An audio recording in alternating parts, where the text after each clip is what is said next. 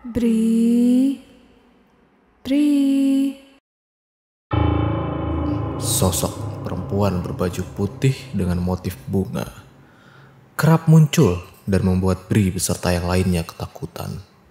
Kedatangannya kerap kali ditandai dengan aroma sebuah bunga. Kami memanggilnya Teteh.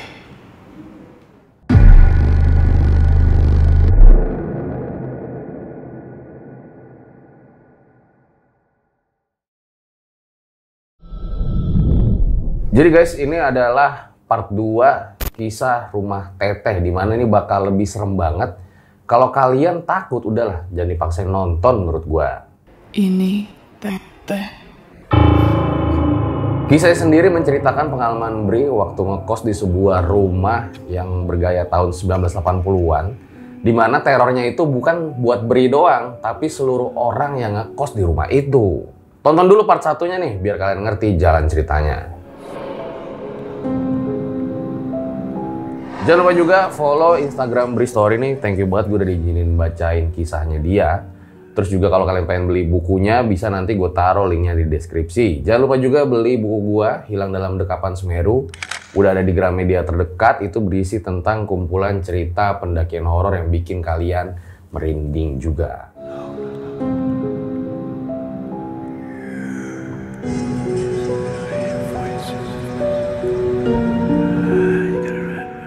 Untuk update cerita rumah Teteh ini bakal banyak ada gua update di story Instagram gua Drill Aditya.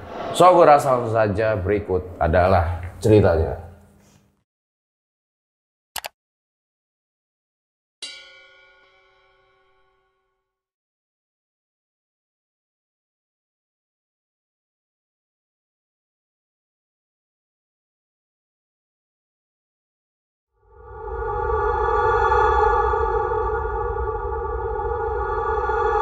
Beberapa waktu berlalu, ada aja tuh kanen-kanen yang dialamin Bri sama yang lainnya ketika di kosan. Tapi sebisa mungkin nih, kalau ada kanen-kanean itu, mereka bahas tentang Teteh di luar kosan.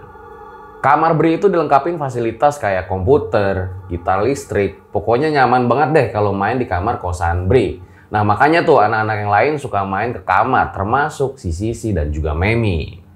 Bahkan mereka berdua itu suka nonton TV sampai larut malam di kamar Bri, kayak di malam ini. Saat Bri lagi enak-enak tidur, dia dengar suara Sisi lagi ketawa cekikikan. Bri kebangun tuh, dia ngelirik sekilas suasana di kamarnya yang benar-benar sepi, karena emang lampu kamarnya itu udah mati, cuman ada cahaya dari TV doang. Bri coba ambil handphonenya di bawah bantal. Tahu-tahu dia lihat malah ada pesan masuk yang dikirim oleh Sisi. Mas Bri, aku dan Memi pergi ke rumah tante di Buah Batu. Maaf ya, kayaknya tadi aku lupa matiin TV karena terburu-buru. Terus pertanyaannya, cewek yang ada di kamar ini siapa? Jangan-jangan si Teteh lagi. Bri di situ benar-benar deg-degan banget. Dia takut karena ini pertama kalinya lah si Bri satu kamar dengan Teteh. Kecium juga aroma bunga yang sangat kuat. Nggak tahu tapi bunga apa sih Bri. Nantinya aroma bunga ini tuh jadi ciri khas dari kedatangan Teteh. Bri semakin ketakutan. Bulu kuduknya udah merinding gak karuan tuh. Tubuhnya juga bergetar saking takutnya. Dia langsung narik selimut aja dah buat nutupin seluruh tubuhnya. Tapi mendadak suasana begitu hening, suara misterius itu udah hilang gitu guys. Nah bau aroma bunga tadi juga perlahan menghilang. Nah di situ si Bri ini ngintip sedikit dari selimut ya, ternyata Teteh udah nggak ada. Nggak lama kedengaran suara gerasak gerusuk dari gerbang depan tuh. Pas dilihat ternyata sama Bri, si Memi sama Sisi itu udah pulang ke rumah. Nah pada malam itu juga si Bri kapok, dia langsung ngungsi ke kamar Doni.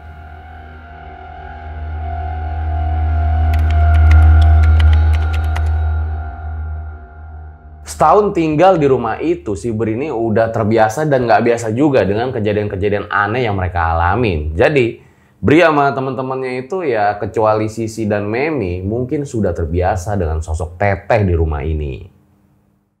Cuman ya tetap aja kalau mereka harus berhadapan secara langsung. Deg-degan gimana gitu. Yang anehnya nih, sosok Teteh itu nggak pernah muncul ketika Sisi dan Memi ada di rumah. Bri sendiri nggak tahu alasannya kenapa ya, dia cuma bisa bersyukur aja tuh dan berharap Sisi dan Memi kalau bisa ada di rumah terus dah. Kejadian horor kembali terjadi ketika Sisi dan Memi nggak ada di rumah, seperti yang dialami Bri pada kali ini. Waktu abis libur lebaran nih, Idul Fitri, mereka kan semua pada pulang tuh ke rumah masing-masing. Nah setelah selesai liburan, mereka ini rencana balik bareng-bareng nih ke kosan, biar mereka nggak ketemu Teteh rencananya. Hari itu Bri berangkat naik mobil dari rumahnya. Perjalanan ke Bandung butuh sekitar waktu 4-5 jam. Dia berangkat jam 1 siang, jadi sebelum maghrib udah nyampe di sana. Bener aja tuh, jam 5 sore si Bri itu udah datang di rumah. Dia lihat parkiran mobil di halaman kosan itu masih kosong. Bang, kayak ini orang-orang pada kemana coba? Dia masuk tuh, ya udahlah dia rebahan dulu. Sampai jam 8 malam, ternyata temen-temennya belum ada yang pada datang juga. Bri mulai was-was, apalagi hari itu adalah malam minggu. Malam dimana Teteh itu paling suka muncul, entah apa alasannya. Dan anehnya lagi, Teteh itu malah nggak pernah muncul ketika Sisi sama Memi itu ada di kosan. Entah apa alasannya, tapi Bri itu bersyukur banget ya kalau Sisi dan Memi ada di kosan. Masalahnya malam ini Sisi Memi itu belum muncul juga tanda-tanda kedatangannya. Jadi si Bri itu sendirian doang di rumah ini. Dia mulai was-was. Dia coba tuh lihat rumah di seberang, rumah pamannya Rudi, ternyata gelap, yang tandanya nggak ada orang. Dia sempat kepikiran juga, apa gua nginep di hotel aja, tapi dipikir-pikir sayang juga yang nginep semalam. Yaudahlah, akhirnya Bri mutusin buat nginep tidur aja sendirian di kosan ini. Bri terus ngeliat jam dinding, entah kenapa waktu terasa lambat banget berjalan. Meski udah jam 11 malam, Bri belum juga bisa tidur. Suasana di rumah begitu sepi, cuma ada suara TV yang sengaja dinyalakan. Dan juga ada beberapa kali suara gorden jendela yang gerak-gerak ditiup angin. Tepat jam 1 malam, di antara suara TV, Bri ngedenger ada suara kayak perempuan gitu. Sayup-sayup lah.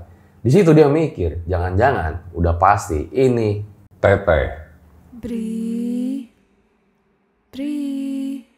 Waduh, keluar juga nih debt collector. Bukan, Teteh maksudnya. Suara Teteh itu berasal dari ruang tengah, di mana makin lama itu makin jelas karena kan si Bri kecilin suara TV-nya. Dan yang bikin Bri makin bingung, jadi suaranya itu bukan hanya suara wanita doang, tapi ada suara cowoknya juga. Karena penasaran nih, dia kumpulin dulu tuh keberanian, Bri coba ngintip ke arah ruang tengah. Bri buka sedikit pintu, suasana di luar itu begitu gelap. Si Bri tuh bingung ya, padahal tadi udah dia nyalain dah lampu di ruang tamu, kok sekarang malah mati. Di situ Bri juga ngeliat ada Teteh lagi duduk di kursi sebelah kanan dengan pakaian terusan putihnya yang bermotif bunga. Sementara di sebelah kirinya ada seorang laki-laki yang membelakangi Bri. Di depan Teteh ada satu lagi sosok laki-laki yang berambut gondrong acak-acakan. Dia pakai kaos dan celana pendek. Dan ada satu juga sosok perempuan yang duduk di sebelah kanan Teteh. Dia pakai baju putih juga tapi kayak kusem gitu dan rambutnya sebahu. Tapi dia cuman diem doang dengan wajah yang menunduk. Bri bener-bener shock banget ya. Ini hantu lagi pada konferensi pers apa bagaimana? Jantungnya deg-degan, dia langsung tutup tuh pintu pelan-pelan. Dan dia langsung rebahan aja tuh di kasur berdoa agar Teteh dan teman-temannya tidak masuk ke kamarnya. Hingga dia kaget banget tuh ketika ngedenger pintu kamarnya yang belum dikunci, tiba-tiba ada yang buka. Badan Bri mulai berkeringat dingin tuh, apalagi dia lihat ada sosok Teteh yang muncul di balik pintu.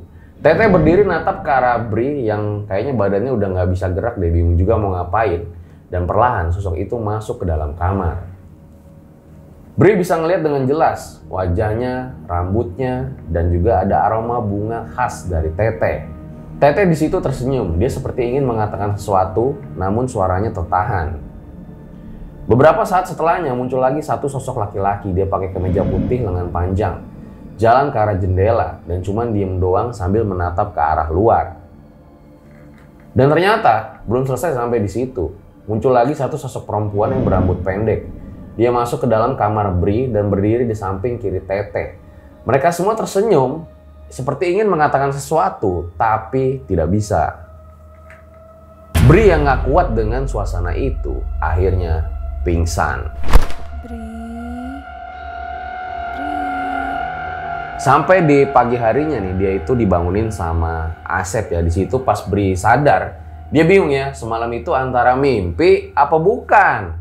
Tapi yang jelas sejak malam itu Bri sama sekali tidak berani untuk tidur sendirian di rumah Teteh.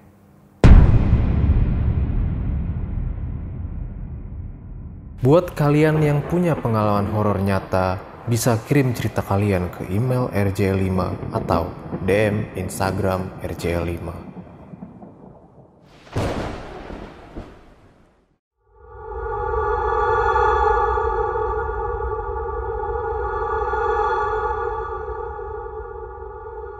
Si Bri ini udah sering ngalamin horor di kosan. Kenapa dia nggak pindah-pindah coba? Apa karena lihat dari sisi ekonomisnya? Entahlah, hari itu suasana rumah lagi rame karena mereka semua itu kedatangan tamu, yaitu keluarga Irwan yang bakal nginep selama 3 hari di kosan. Yang datang itu bisa dibilang keluarga besar karena ada orang tuanya, kakak perempuannya, terus anak dari kakak perempuannya, terus juga ada mertua dari bibi sama kakeknya, terus juga ada temen tetangga dari saudara iparnya. Nggak guys, yang datang itu cuman orang tua, kakak perempuannya sama Ana. Nah, Ana ini adalah bocah yang masih kecil. Suasana seperti inilah yang Bri tunggu-tunggu, karena kan kosan jadi rame, terus udah pasti kalau ada keluarga yang datang, meja makanan itu jadi penuh. Ya maklum anak kos. Saat baru datang, keluarganya Irwan itu cerita ya tentang perjalanan mereka menuju ke kosan. Nah, di situ hambatan mulai muncul yang pertama. Ketika bagi-bagi nih, tidurnya ini pada mau di mana? Tapi di situ, Bri malah mengamati gelagat Ana. Si bocah kecil yang malah perhatiin kamar kosong di sebelah kamarnya Bri. Bri berusaha buat ngalihin perhatian dari anak itu. Hingga singkat cerita, malam pun tiba.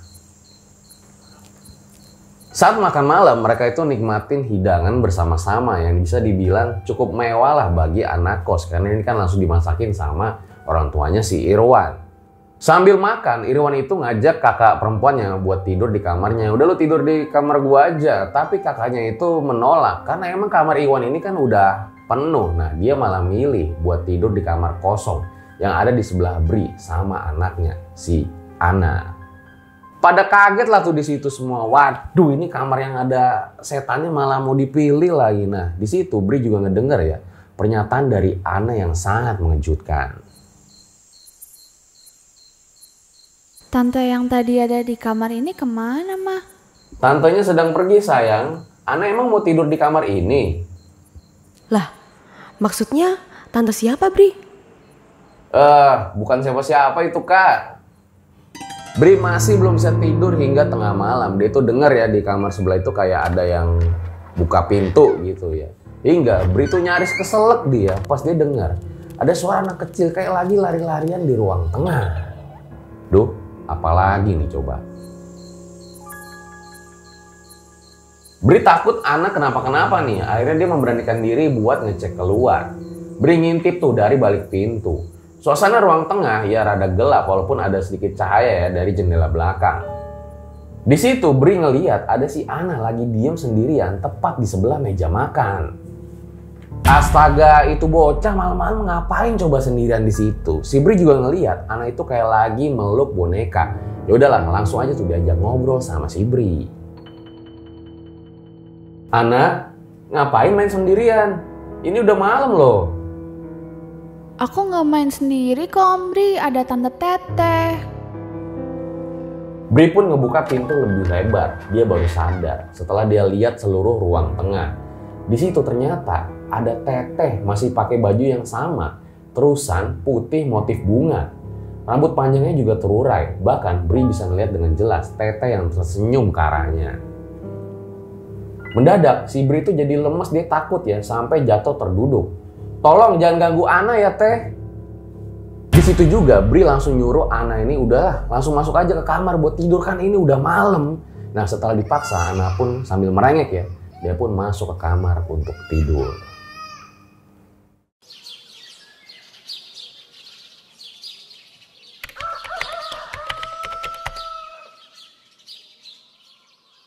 Pagi harinya Bri itu kebangun karena ada suara rengekan dari anak kecil. Ternyata itu suara dari Ana yang minta dicarikan bonekanya. Maklumlah, namanya bocah ya pasti ada rewel-rewelnya. Tapi di situ mamanya itu bingung. Karena si Ana ini minta dicariin bonekanya. Sementara menurut mamanya, dari pas pergi itu si Ana nggak bawa boneka. Nah, karena hal itu juga lah, Bri dan teman-temannya sepakat untuk menyembunyikan cerita tentang Teteh kepada keluarga Irwan.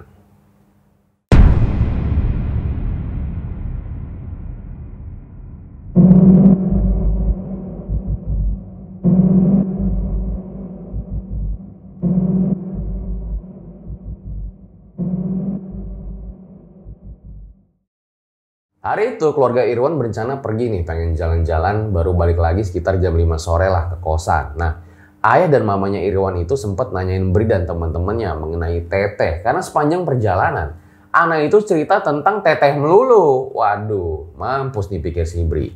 Tapi Bri dan teman-temannya masih diam 1000 bahasa tentang Teteh. Setelah selesai makan malam, semua orang tuh balik ke kamar masing-masing. Nah, keluarga Irwan juga langsung tertidur karena emang kan udah kecapean tuh muter-muter seharian. Nah, sementara si Bri, dia tuh kayak orang nggak bisa tidur gitu loh. Hingga akhirnya dia malah dengar ada suara orang lagi jalan dari lantai atas. Lama-lama suara itu jadi kayak orang lari hingga pintu kamar Bri tiba-tiba aja juga ada yang ngetok. Om Bri. Loh, Ana, kamu ngapain? Aku diajak main sama Tante Teteh. Dadah Om Bri. Astaga, bener-bener Dani bocah. Malah main sama Teteh gitu loh pikir si Bri. Nah, akhirnya si Ana itu lari ke arah lorong samping. Bri yang khawatir langsung ngikutin Ana tuh lari ngejar Ana ke lorong samping yang gelap. Dan alangkah terkejutnya Bri ketika dia lihat pintu di lorong samping itu masih terkunci, tapi Ananya nggak ada.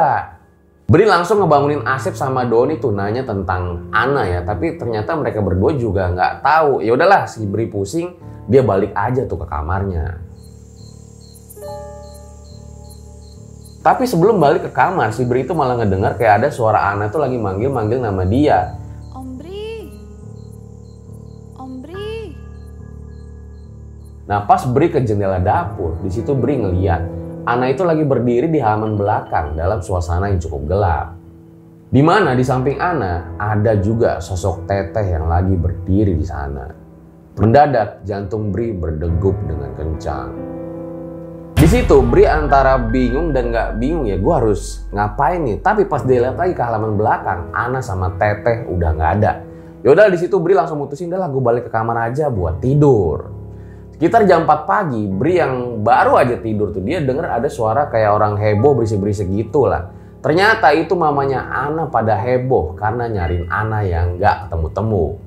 Mereka mutusin buat sholat subuh dulu tuh, baru nyari Ana setelahnya. Setelah selesai sholat subuh, Ana dicari-cari tuh nggak ketemu sama sekali. Bahkan ayahnya Irwan ini sampai mau laporin ke polisi.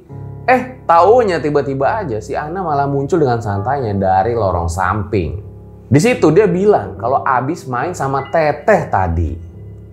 Teteh siapa? Bingung dong keluarga dari Irwan ini. Ya udahlah, akhirnya Bri dan yang lainnya pun tidak bisa menutupi hal tentang Teteh. Ya udahlah, akhirnya Bri ceritalah tentang sosok Teteh. Mendengar itu, mamanya Irwan ini takut. Dia pengen langsung kita pulang aja lah hari ini juga. Tapi ayah Irwan itu nggak takut sama sekali ya, dan bahkan kayak nggak percaya gitu sama cerita Bri dan teman-temannya. Sempet terjadi perdebatan keras tuh karena yang lain pengen udahlah kita mending nginep di hotel aja kan tinggal semalam doang. Tapi ayahnya Irwan yang nggak percaya dengan hal-hal begituan, maksa udahlah kita tidur semalam lagi aja di sini. Nah, ketika makan malam tiba, semuanya makan malam bersama lagi nih. Hingga tiba-tiba aja semuanya itu berubah dengan ucapan dari ayah Irwan yang bikin serem banget. Alah, kalian tuh ya. Masa takut sama setan? Setan, hantu, atau apapun itu, mereka itu tetap derajatnya di bawah kita sebagai manusia. Entah kebetulan apa gimana, nggak lama pintu kamar Teteh kebuka lebar sendiri. Ayah Irwan pun datang ke sana buat menutup pintu itu. Alah, palingan tertiup angin. Nih, sekalian om nyalain lampunya.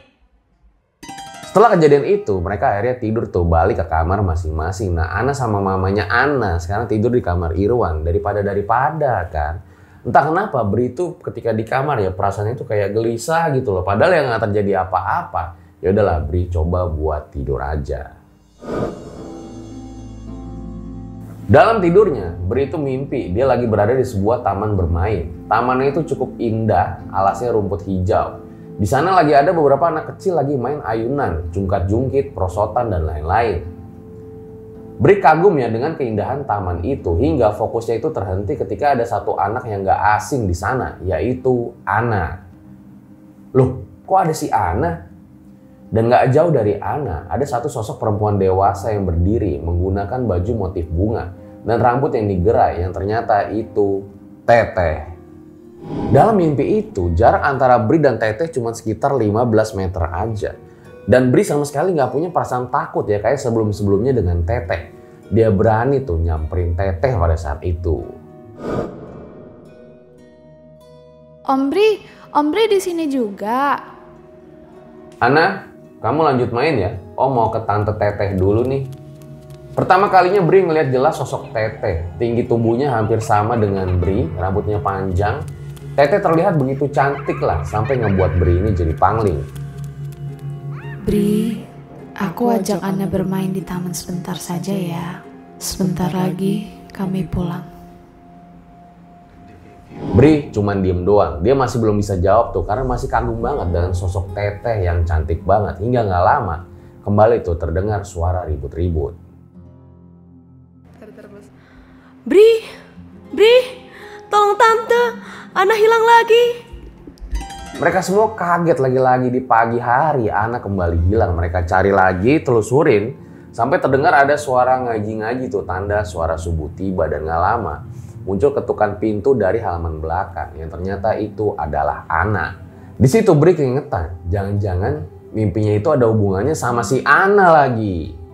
Siangnya Ana itu kayak lagi seneng banget lah, gembira gitu. Namanya juga anak kecil. Dia cerita sama Bri ya tentang mimpinya. Dimana ada satu hal pertanyaan dari Ana yang bikin Bri kaget banget. Loh, bukannya Om Bri juga ada di sana ya sama Teteh pada saat itu?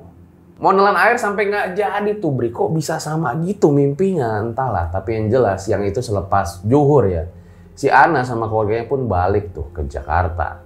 Selamat jalan, Ana.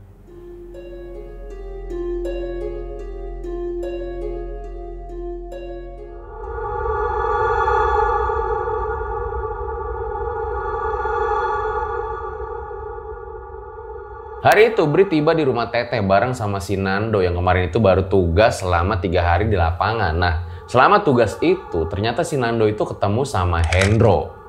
Hendro dulu pernah ngekos di rumah itu, tepatnya di kamar kosong, yaitu kamar Teteh. Tapi belum sebulan, si Hendro itu udah pergi begitu aja. Si Bri sama yang lainnya tuh jadi belum tahu gitulah alasan Hendro kenapa pergi pada saat itu. Tapi ya mereka sebenarnya tahu juga sih.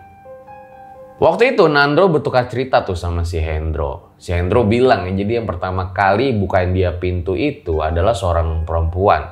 Rambutnya panjang, usianya 30 tahunan. Pakai baju terusan motif bunga. Teteh namanya. Nah setelah itu Hendro banyak mengalami kejadian-kejadian horor juga. Di situ Hendro bilang tuh, jangan-jangan Teteh ini punya kisah tragis dalam hidupnya. Anaknya kayaknya konspirasi-konspirasi gitu nih. Tapi ya bisa jadi juga sih. Dan Hendro juga nyaranin, udahlah mending lu coba aja tuh main papan Ouija atau Ouija board. Ini gue salah apa enggak ya pelafalannya ya? Papan Ouija. Ya gue nyebutnya gitu aja lah ya, yang enak papan Ouija. Entah kenapa cuman Bri doang tuh yang menolak usulan untuk bermain papan Ouija. Pokoknya kalau lo mau main papan Ouija, main aja tapi di saat nggak ada gua, kata Bri. Bri kayaknya nggak mau bikin masalah jadi rumit deh, apalagi komunikasi via papan Ouija ini. Tapi ini kan namanya negara demokrasi, suara terbanyak lah yang diambil. Malam itu mereka sudah mempersiapkan semua. Teman-temannya kecuali Bri udah ngumpul di meja makan. Bri lebih milih pergi dari rumah aja dah. Bahkan di sana juga ada Bang Kopral. Jadi papan Ouija itu adalah permainan papan datar bertuliskan 26 huruf alfabet. Lalu ada juga angka 0 sampai 9 dan beberapa kata singkat, ya dan tidak. Para pemain menempelkan jari pada alat petunjuk, mengajukan pertanyaan, lalu kemudian diarahkan oleh arwah, roh, hantu, setan, sejenisnya yang mengeja jawaban dari pertanyaan itu. Mereka mulai melakukan ritual sekitar jam 10 malam. Di situ Nando sama Doni ngerasa suasana udah mulai sepi dan mencekam. Ada yang pernah main papan Ouija? Halo? Halo? Apakah Teteh ada di sini? Teteh ada di rumah ini apa enggak sih? Jawab dong! Si Doni benar-benar ketakutan banget tuh, nggak sengaja dia juga kayak ngerasa ada angin lewat tuh tengkuknya gitulah. Lagian ada-ada aja sih. Nah karena si Doni itu takut dan panik banget, dia pun langsung memutuskan untuk masuk aja lah ke kamarnya daripada. Dan gak lama kejadian horor pun mulai terjadi di malam itu. Papan Ouija itu bergerak sendiri dan menjawab ya. Gak lama ada juga suara benda-benda terbanting dari kamar kosong di sebelah. Suasana mulai mencekam diiringi dengan suara tawa yang berganti menjadi tangisan dari Teteh. Sepertinya si Teteh ini marah loh. Nando tuh juga jadi makin panik banget. Dia langsung pergi juga ke kamar Doni. Nah Bang Kopral pulang ke rumahnya. Sekitar jam 11 malam Nando sama Doni ini malah ngedenger lagi ada suara cekikikan dari lorong kamar. Mereka tuh berdua udah takut banget ya. Tapi bingung juga harus ngapain lagi. Nggak lama ada suara pintu samping yang terbuka. Yang ternyata itu adalah Asep. Nah si Doni sama Nando ceritain tuh kronologi mereka bermain papan Ouija sama si Asep. Jadilah mereka tidur umpol-umpolan bareng tuh di kamar Doni pada malam itu.